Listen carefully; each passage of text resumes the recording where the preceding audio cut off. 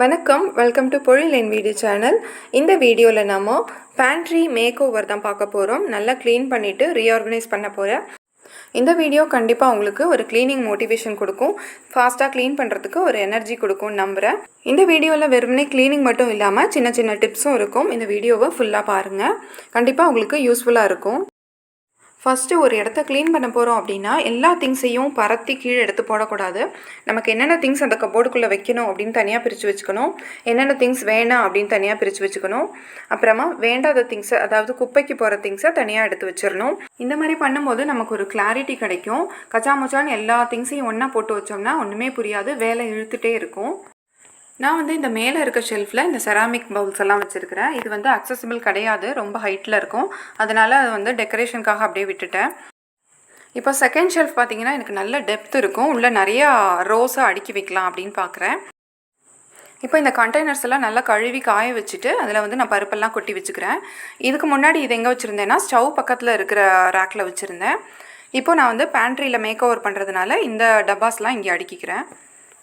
இது நான் அமேசானில் தான் வாங்கினது. இதில் ஒரு பெருசில் ஒரு 6 வாங்கியிருந்தேன், அப்புறம் சின்னதில் ஒரு 6 வாங்கியிருந்தேன்.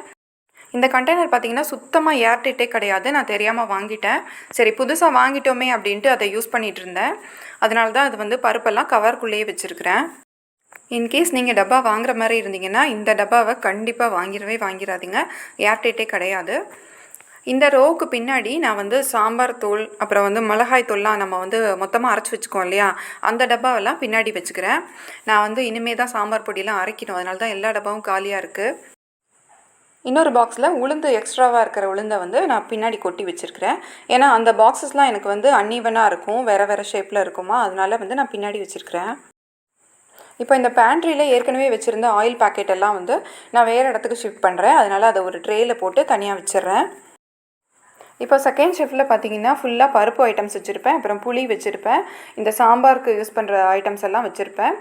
இப்போ தேர்ட் ஷெல்ஃபில் நான் என்ன வைக்க போகிறேன்னா அரிசி வெரைட்டிஸ்லாம் வைக்க போகிறேன். இந்த டப்பா பார்த்திங்கன்னா வர்மோரான்னு ஒரு பிராண்ட். இது நான் ஜெயச்சந்திரனில் வாங்கினேன். அமேசானை விட நல்லா ப்ரைஸ் கம்மியாக இருந்துச்சு.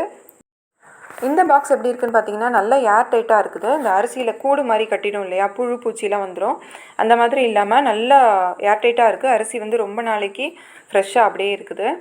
இது 5 கிலோ பாக்ஸ். இது இன்னொரு பாக்ஸில் நான் பாஸ்மதி ரைஸ் கொட்டி வச்சுக்கிறேன். இது கருப்பு கவுனி அரிசியும் மாப்பிள்ளை சம்பா அரிசியும் கஞ்சி வச்சு குடித்தா அவ்வளோ ஹெல்தி. அதில் அவ்வளோ அயன் சக்தி இருக்குது. இது பார்த்திங்கன்னா இதுவும் வர்மோரா டப்பா தான், அதே 5 கிலோ பாக்ஸு. இது பச்சரிசி கொட்டி வைக்கிறதுக்காக வாங்கினேன். ஆனால் இதில் நான் எக்ஸ்ட்ராவாக இருக்கிற கிராசரிஸ் எல்லாம் போட்டு வச்சுருக்கிறேன்.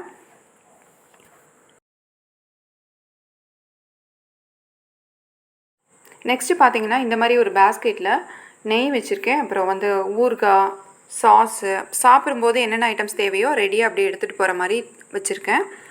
நாங்கள் கீழே தான் உட்காந்து சாப்பிடுவோம், அதனால் இந்த பேஸ்கெட் ஹேண்டியாக ஈஸியாக இருக்கும். அதையும் இந்த ஷெல்ஃபில் வச்சுக்கிறேன்.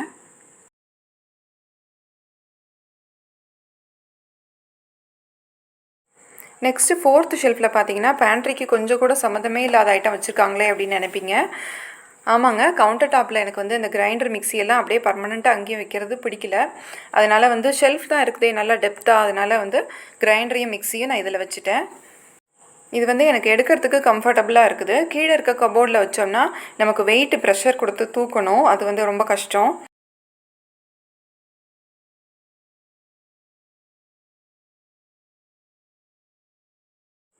அப்புறம் ஒரு பழைய மக்கு எடுத்துகிட்டு அதில் இந்த மாதிரி ஏர்டைட் கிளிப்ஸ் வச்சுருக்கேன், எக்ஸ்ட்ராவாக இருக்கிறது.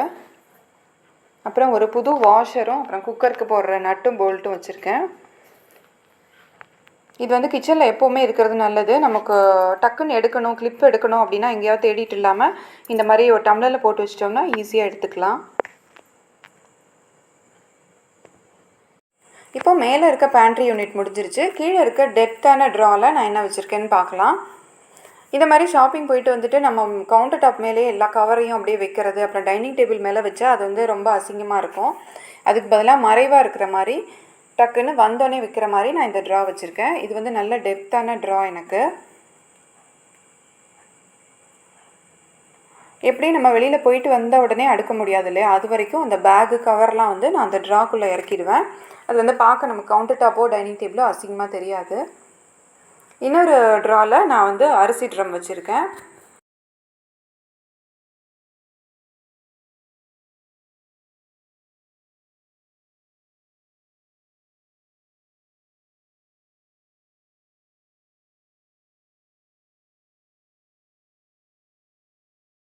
இப்போ இந்த தேர்ட் ஷெல்ஃபில் லாஸ்ட்டில் நான் வந்து மில்க் ஷேக் பாட்டிலு அப்புறம் வந்து ஜூஸ் டம்ளர்லாம் வச்சுருக்கேன்.